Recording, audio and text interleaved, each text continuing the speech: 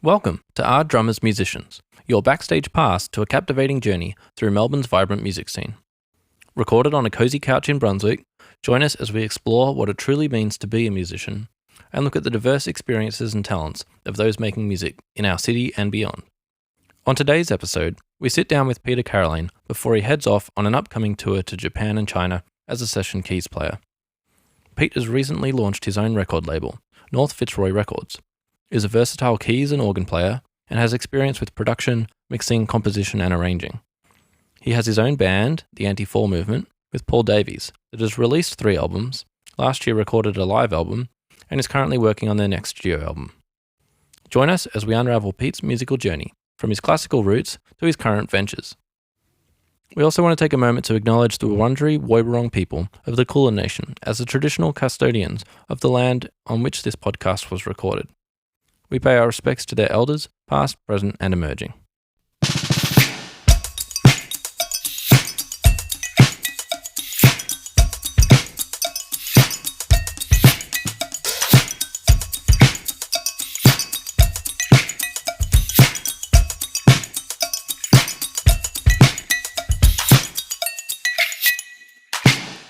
Thanks for joining us on the podcast, Pete.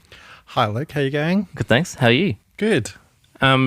I'd like to start with, what is the most recent album that you've listened to? Oh, that is a good question. Well, I really enjoy Leah Senior's new album, and I've been listening to that quite a lot. She's a local, I think she lives in Anglesey, and I saw her live the other night with Wilco as well. Oh, yes. She was playing support. So that's a recent album. I also just bought a on vinyl. So it's actually hard for me to remember what the most recent one. On vinyl, I bought the Weather Report album, Heavy Weather. That's what I'm trying to remember. Heavy Weather. With a Remark You Made, which is one of my probably my favorite Weather Report song. But then, of course, you've got Teen Town, which every bass player has to learn at school, I think. Yes. For their VCE exam. I guess speaking of school, how did you first get into music, Pete? And, what instrument did you start on? Well, when I was 3, my mum took me to a thing called the Yamaha School, which was kind of a kids program to teach you rhythm and basic musical concepts. And then when I was 4, I started learning the piano. So my mum was a music teacher, is still a music teacher, and pipe organist. Yep.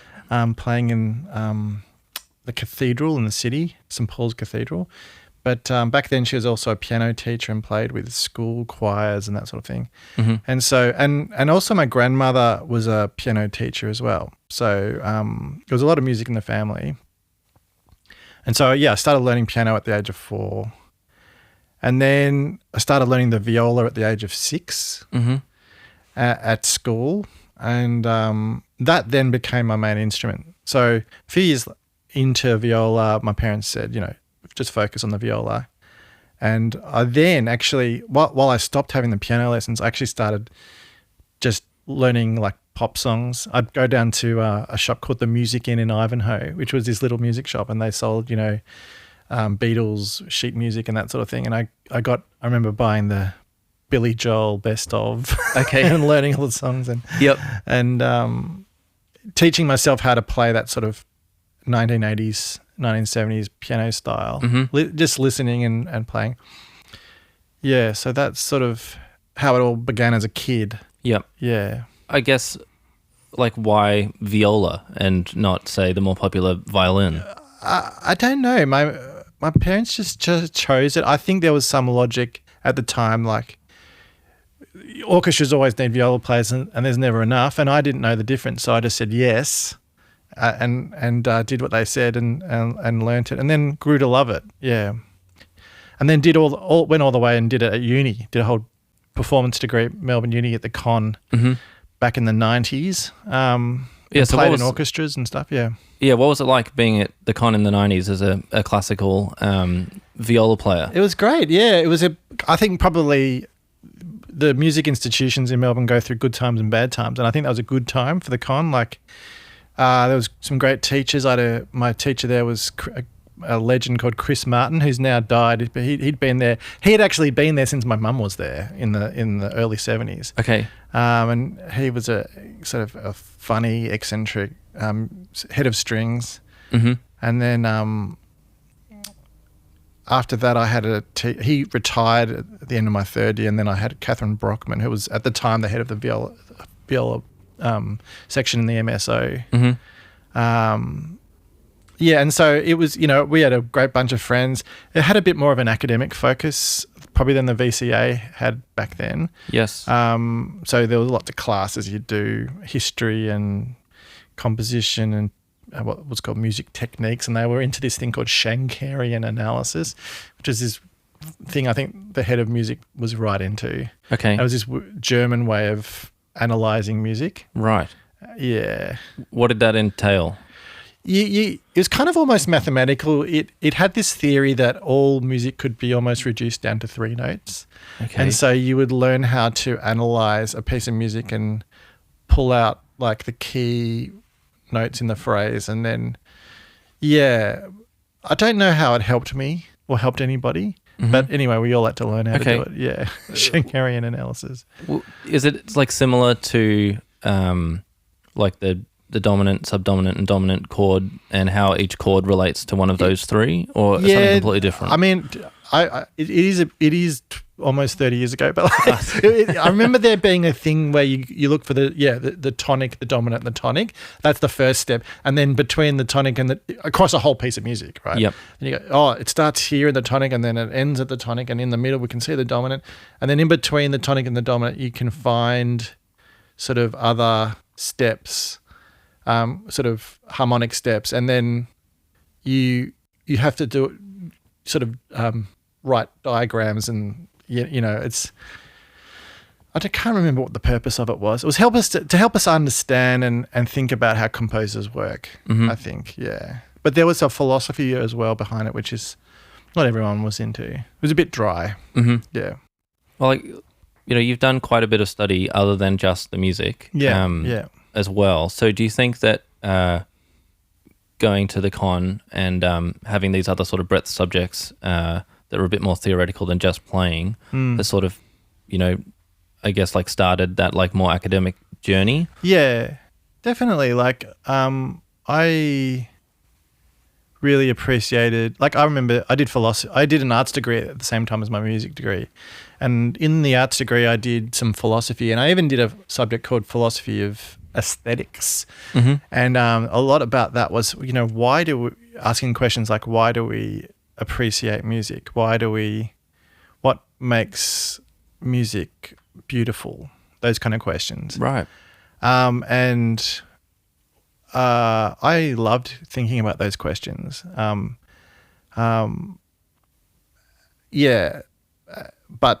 But it's funny because when I'm playing music, I'm not necessarily sitting there thinking about all these academic questions. Mm-hmm. You just sort of get in the moment, and it's a different part of my brain. But I enjoyed bringing those 2 parts of my brain together, the left and the right side, I guess, is how they talk about it. Yeah, sure. Yeah. So whilst you were there, you mentioned some orchestras. Yeah. Tell us a bit about that. Yeah, so, this is, again, Melbourne 90s scene. I was in an orchestra called the Geminiani Orchestra. I don't think it exists. No, it doesn't exist anymore. And that was an orchestra of people in the VCA and the con. And then I did some string quartet playing. And I was in a fairly serious string quartet at the time called the Linus String Quartet. And we rehearsed heaps. And there was a new head of strings who was really into chamber music, and he really helped us go to another level, I think. And we got to play in the Melbourne Festival, I remember, and we got to do programs at the National Academy of Music, which is in South Melbourne. So between that chamber music work and also playing with the Geminiani Orchestra, which we got to tour to Europe and play in the Dubrovnik Festival and play in the Concertgebouw in Amsterdam. This was all sort of, you'd call it a student orchestra, but it was at a high level, I would say. Yes. For a student orchestra. Marco Van Pego, who's still at the VCA, I think. He was the conductor. Wow. Really pushed us hard. Mhm. Yeah. So I guess because in the 90s you were also playing in some like contemporary music bands as well. Yeah. So so I joined a band of friends in 1993. So that was when I was in year 12. Shows you how old I am. And that band was just a bunch of friends, and we were called La Vida, which is kind of cheesy. Okay. But everything's cheesy in the 90s. Yep. And we were really influenced by two threads of Australian music at that stage. One was folk rock, and the other one was funk. Okay. Funk/fusion. So the funk fusion of that time were things like a band called Dig. They were like huge. Do you remember Dig? Yeah, the acid jazz band. Yeah, acid jazz. That's right. And there were other bands like this is a British band called Corduroy and a band called Mother Earth. They were all sort of pop funk fusion. Oh, there was a band called the Brown Hornet. Have you ever heard of them? No. You know Dylan Lewis, who's like, he's on TV, but there used to be a show called Recovery. Mm-hmm. That was actually a big part of the music scene in the 90s. And you'd get up on Saturday morning and it was a live TV show filmed in Melbourne. Dylan Lewis was the compere, and bands would play live and they'd just talk about music and stuff. Oh, that's cool. It was really good. Yeah, it was a great period, I think. And Dylan had this band called the Brown Hornet, and I was friends with the bass player through his girlfriend was a violinist, and so she was at the con with us. And so anyway, we'd go and see them at the Evelyn on I can't remember, it was every week they'd play on a Friday night or something. And yeah, there was this kind of 90s funk that was popular. A Pre-Shrunk, they were another 90s funky band, and Skunk Hour. Okay. They were a bit heavier, I think, from memory. And then there was this folk sort of style that was really big. Obviously, going back a bit, you've got the Crowded House influence, but then all this sort of sensitive new age guy kind of music that was coming out of Melbourne. Like Frente and Things of Stone and Wood, for example. And later on you had the Whitlams and people like that. Mm-hmm. Yeah, that was huge at the time. Oh, My Friend the Chocolate Cake with David Bridie, all this sort of folky, politically sensitive, or politically aware Gen X music. And so we tried to do both of those styles in this band. And so you'd go and see a set, and then there'd be all this folky music, and I'd play my viola with a pickup, and it'd be all acoustic. And then we'd break out into this funky song, and I'd be playing like keyboards with a wah and stuff. And yeah. But we had a good, it was probably between about 96 and 98, probably for 3 years. We played a lot of gigs, pub gigs. The way we found out about our first pub gig was in 96 was we'd written to a lot of and sent our demo tape to a lot of pubs and then didn't hear back. And then the Royal Derby Hotel on Brunswick Street, which doesn't have bands anymore, but back then did, they said yes, but they didn't tell us. And then there was an ad on Triple R promoting our band playing, and we hadn't heard about it. And this is before mobile phones and internet and everything. Wow. So then we get a call from a friend saying, "Oh, you're playing at Royal Derby," and so we quickly got sprung into action and practiced, and then had our first. And then we ended up having a residency there, and then playing lots in the 90s. Yeah, awesome. Anyway, so whilst you're managing, this like classical study at the con and also, your bands, if we look at, I guess, the music you're playing now, the classical music doesn't really sort of fit in. So how did that, what was the transition, or was there an allure of one over the other, or? Yeah, over into the 2000s, I started playing classical less and less, and I was always in. I've always consistently been in bands since 1993. In fact, even earlier, like my first band at school was in 89. 1989, so I go back to the 80s. But anyway, and I actually still play with some of the people that I played with back then, so that's funny. But I sort of I also taught viola in the 2000s a bit, so I had my finger in the pie of classical probably until about 2005. And then through the 2000s and 2010s, I just played in bands all through that time. Mm-hmm. And my main musical sort of outlet was playing in bands, and that's pretty much the case now too. Like I've got a son who's learning the violin, so that's sort of brought me back to like pulling out the viola and playing along with him, and but my fingers aren't quite what they used to be. Yes. Well, you were telling me earlier that you're pulling out the viola for this the gigs in Japan and China. Yeah, that's right. So I don't know, maybe it's the start of the full circle. Maybe, yeah. Well, the guy. So I'm touring with Tamas Wells. Yes. Who he has a big following in Japan and China.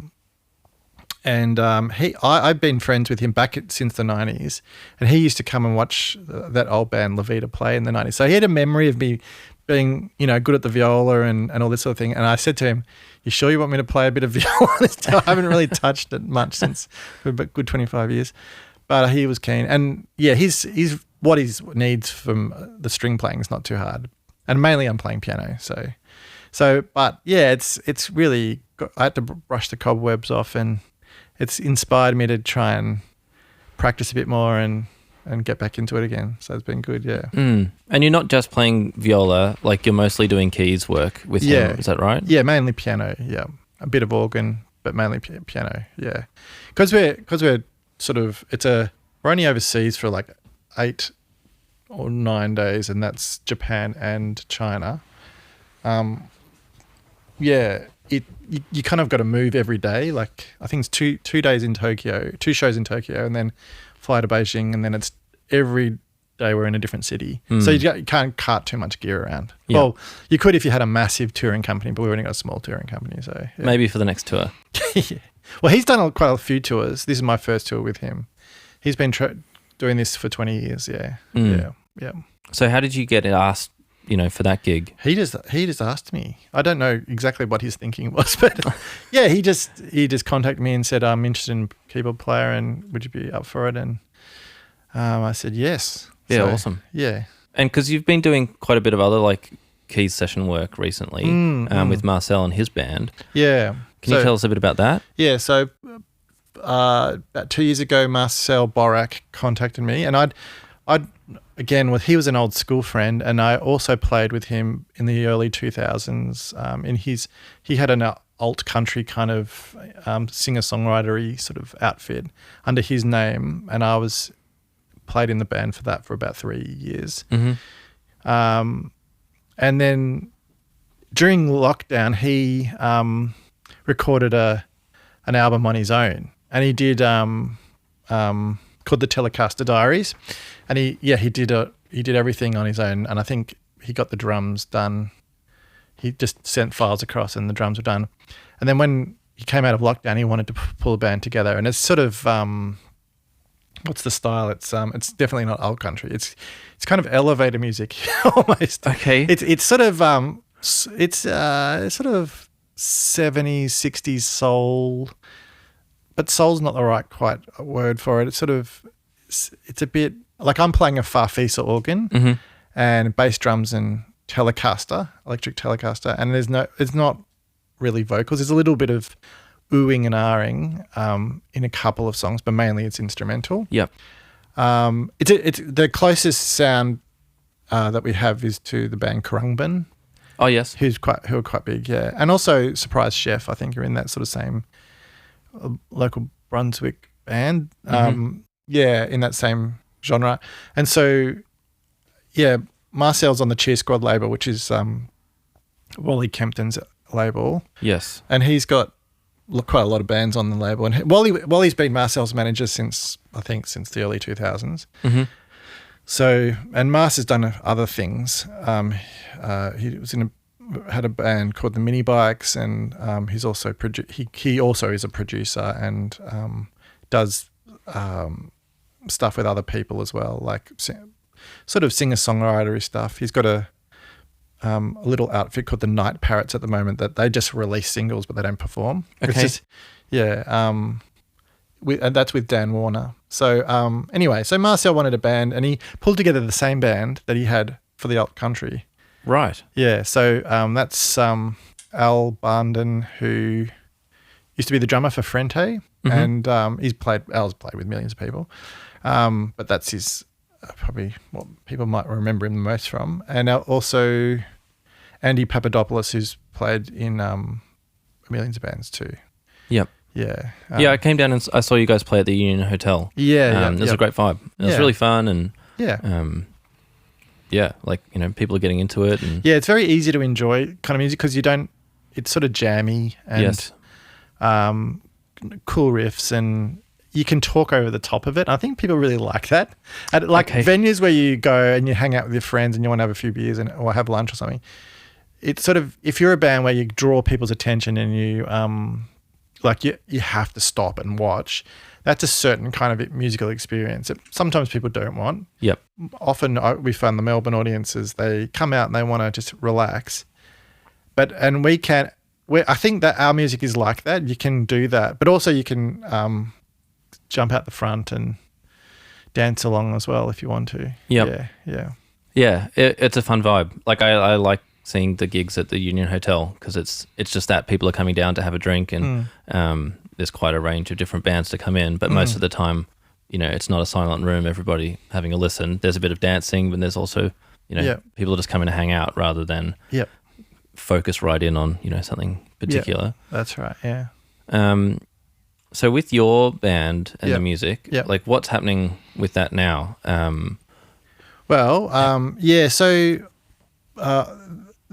My band, the Anti-Fall Movement, started in about 2009 with close mate Paul Davies, and he and I were sort of exploring that blues country Bob Dylan-y sort of sound back then. And we've released 3 albums, and the last album probably moved in a new style, a bit more proggy sort of. It's like over an hour long, the album, and we really like that sort of war on drugs production aesthetic. So like a kind of a 80s production with 70s songwriting style. Yes, that's what they go for. So they, I do the mixing, and but we recorded a lot at Pughouse Studios with Nico Schaubel, the legend. And also we recorded in another studio. Well, when we first started the album, we recorded a few songs in a studio called Echidna Studio. I don't even know if it's still going, in Christmas Hills, which was nice vibe. Like it was in a mud brick studio out in the past in the Yarra Valley kind of direction. Yeah. But mostly we recorded at Nico's place at Pughouse, and also a bit at Luther College where Paul is a teacher. Oh, yes. So they've got a big chapel there, and we set up and did some recording there too. And I mean, that's kind of my musical outlet for fun, and I try and learn from various mixers and producers and apply the knowledge, but it's very self-indulgent. it's like totally self-indulgent. Yeah. Where did the passion for like that production side of things, going beyond writing the songs and playing, where did that come from, and how did you develop those skills to actually be doing it now yourself? I think, well, when I was a high school kid, we used to use 4-track tape. I had a Tascam.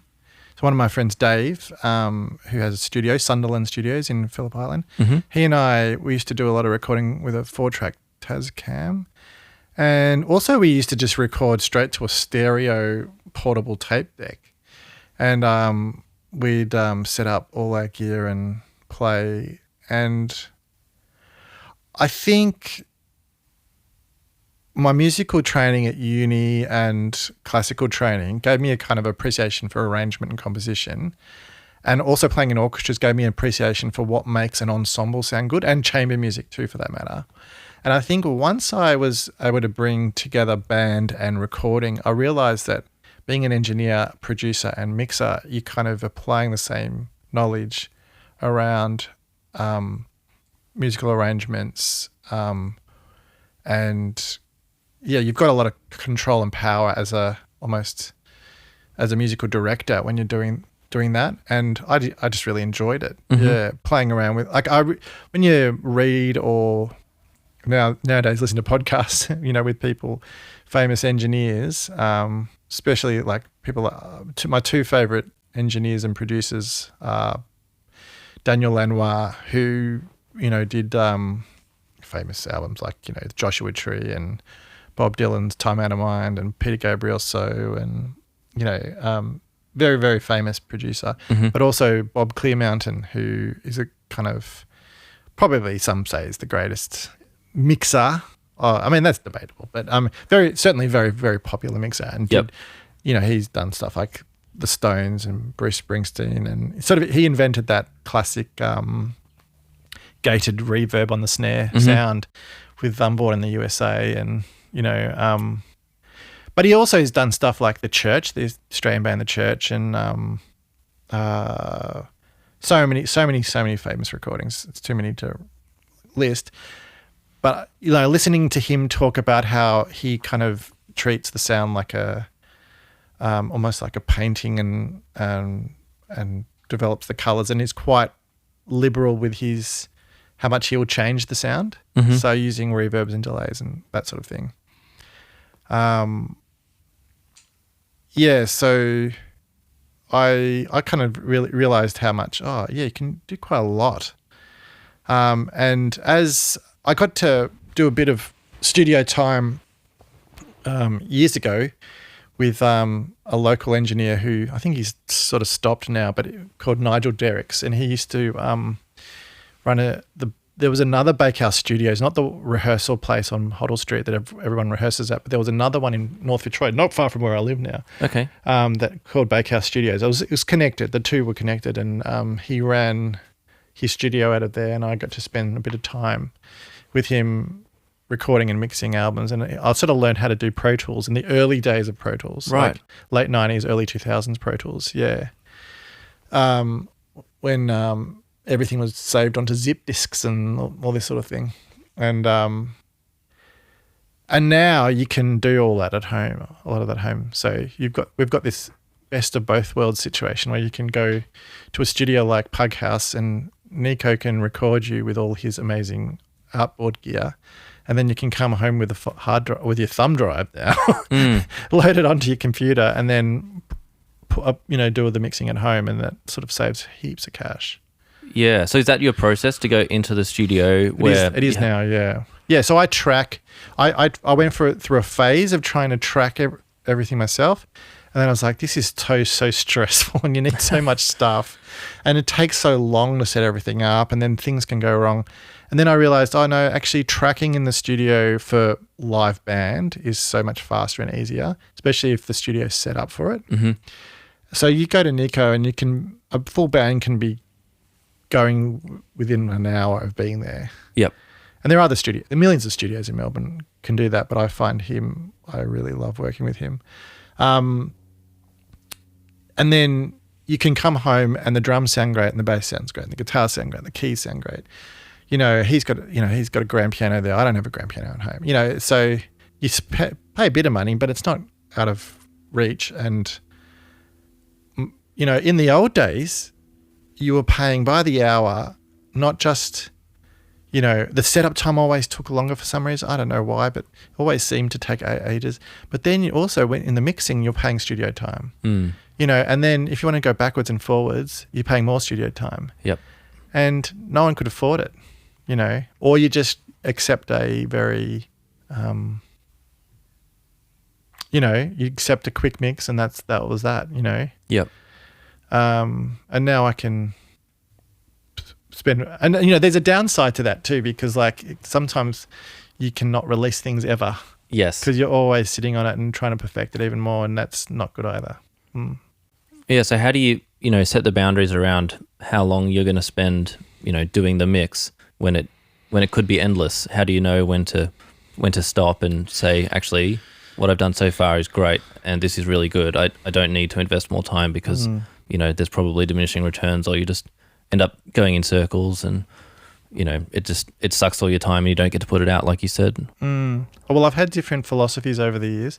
So for the first Anti-Fall Movement album, it was a case of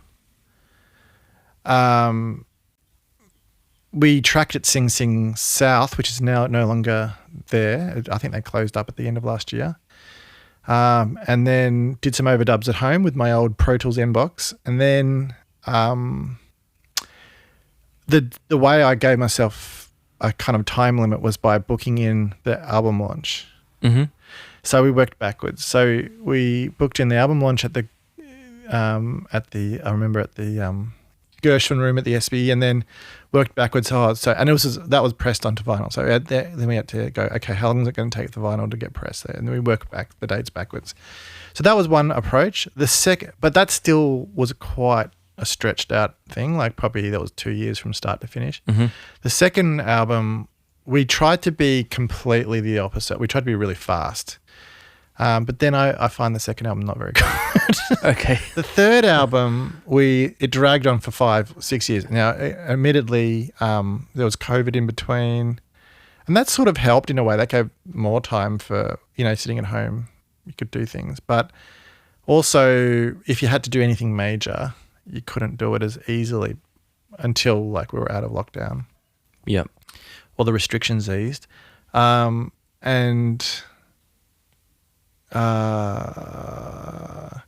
see, the thing the big philosophical change there was Paul and I decided we don't want to release anything we're not happy with. Whereas in the second album, we were like, oh, let's just get it done. Okay. Yep. And so we were chucking out songs, we were re-recording, And so in the end, we probably recorded 1 hour and 40 of music and say kept an hour, Yep. And did multiple versions, and even like did things like we would record songs and then hate the melody and the vocals, and then but love the drums and keep the drums and write a new song, and kept massaging each song until we really liked it. Yeah. Yes. I guess then coming into like the next 2 albums that you're working on, because you brought me in to play drums on the live album that you did last year. What was the idea behind those 4 gigs at the Wesleyan to make the live album? Yeah. How did that come together? Well, it was partly because the mixer that we had, the live mixer we had, Frankie just said he could record, give us, stems for each gig if we wanted it. And then that sort of gave me the idea, oh, well, maybe we should record each gig and then use the best and do a live release. So yep. That was the logic there. It's sort of a way to have another release, and the Wesleyan's kind of good, set up well for that sort of thing because it's a controlled environment. Sort of, it's not quite the same as some venues where you just got to quickly get up there and quickly get off. Yep. It's a separate room and you got a fairly long lead time to set it all up. And we'd recorded an album launch back in 2016, I think it was, at what's now called the Brunswick Ballroom. It used to be called something else. It was great to record that, but we never released. I think we released a video from that. Mm-hmm. But I could tell, if only we could have a few more goes at some of the songs. Okay. And we're not afraid to do overdubs and fix things that are wrong and stuff for live recording. So that, yeah, I think it's good to have lots of things that you can release if you can. Mm-hmm. Yeah. So that was the logic there. Yeah. So where are you at now with that? Have you started mixing the live album? What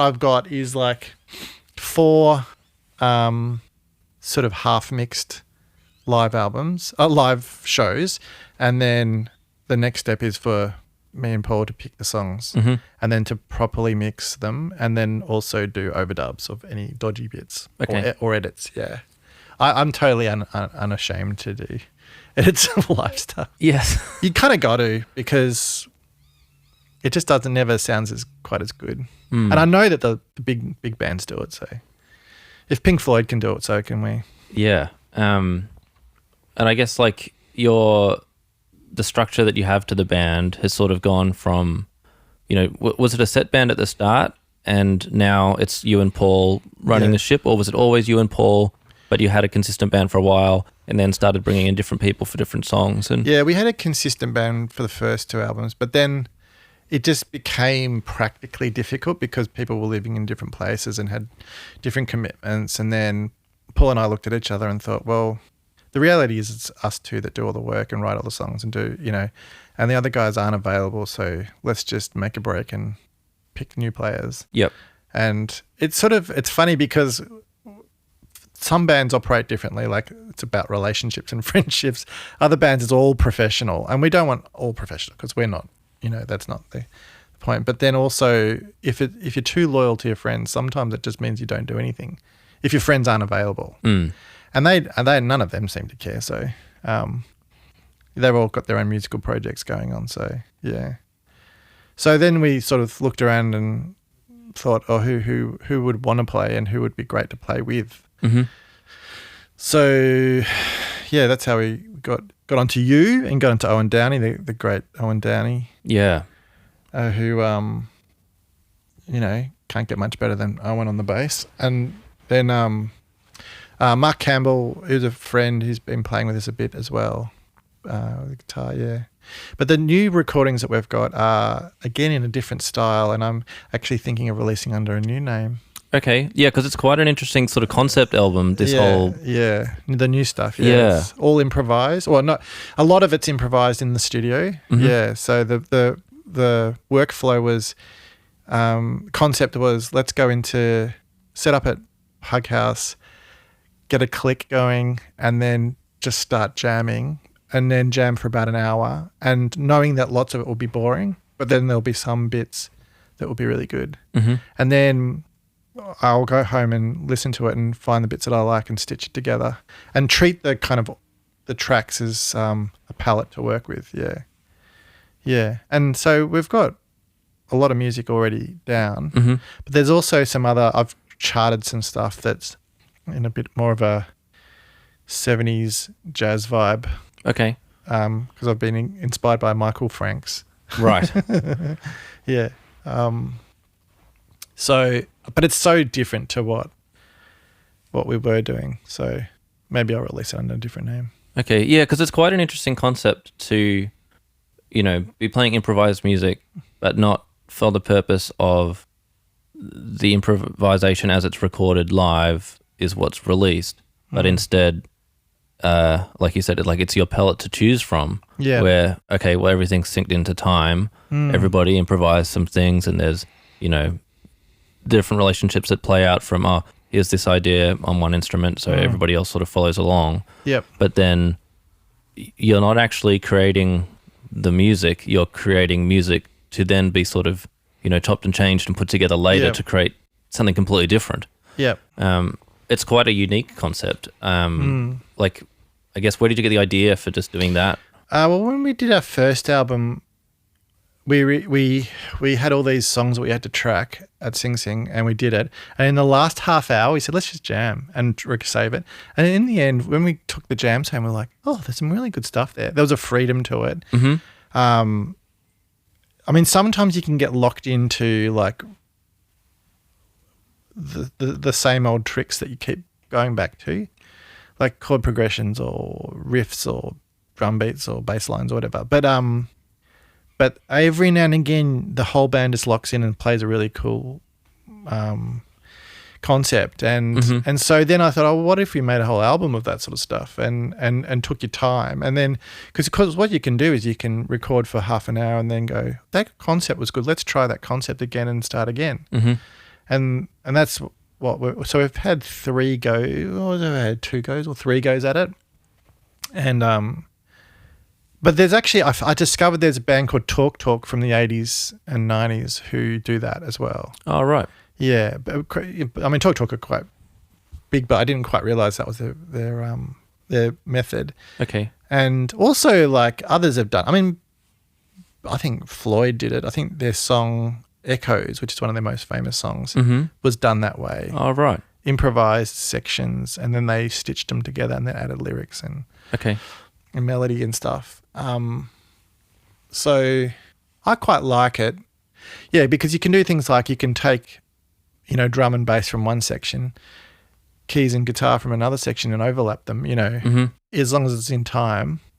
And you can sometimes it's not like necessarily like, it's just sounds you're getting. Yeah. And then you can do repeating, and it's just about making it sound convincing. And I'm not, occasionally I'll add some stuff as well. Like I'll add the occasional keyboard extra bit just to reinforce it. Because when you're improvising, when a band's improvising, it can sometimes sound like they're not sure what they're doing, right? Like who's following who. But then when you add a few overdubs, it can make it sound really convincing. Okay. Right, because it's like this experiment of like, what are we going to play next? It's not, we're not following like a narrative of, maybe more like traditional improvisation piece. Yeah. It's an experiment. Yep, exactly, yeah. Or like somebody will be improvising a melody, and because they're just sort of, it's stream of conscience, what comes out. And then they might do a fluff or something, but you can just edit out the fluff and keep the good stuff. And then in overdubs, you can then add something to kind of double it or whatever, and it makes it sound really intentional. Mm-hmm. Yeah, so I really like that format, but yeah, it requires just a bit of the band to be relaxed and to not be afraid of making mistakes and being cheesy, because if you were too precious about that methodology, you'd probably kick yourself all the time and you'd think you were terrible. Sometimes I've gone home from the studio thinking this was bad, and then you go back and listen to it and you go, this was good. Okay. Yeah. So.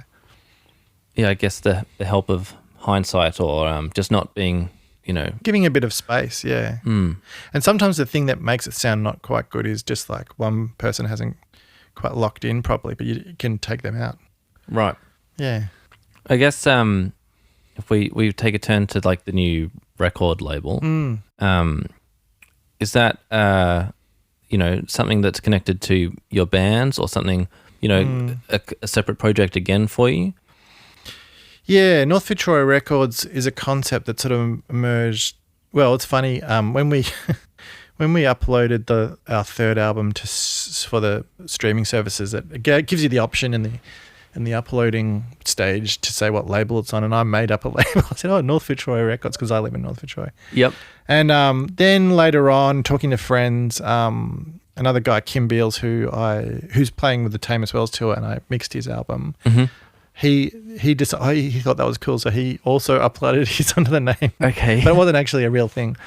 And then Kim and I thought, and then another friend, Emma Wyndham, who's got the band The Gentling, we all thought, let's work on this together, this concept. And the idea was to have a label that's not so much about owning the royalties or providing money, or it's not so much a business arrangement, but more about a community.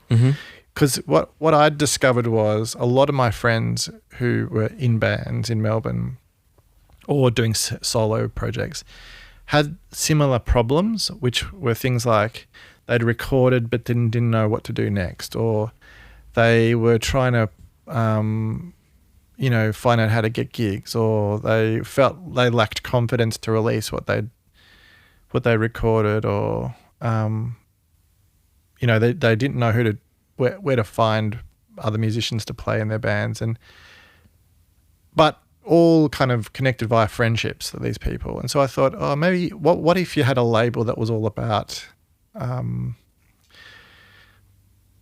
people pooling their knowledge and supporting each other, and doing cross promotion of gigs, where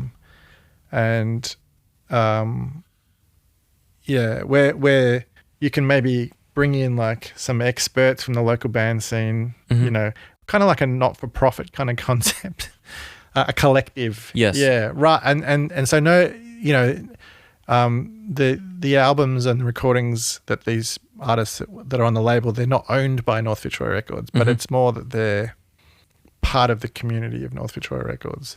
Yeah, wow. And I think also like it helps with if you're kind of a nobody band, which is there's a lot of those in Melbourne, and you're approaching venues.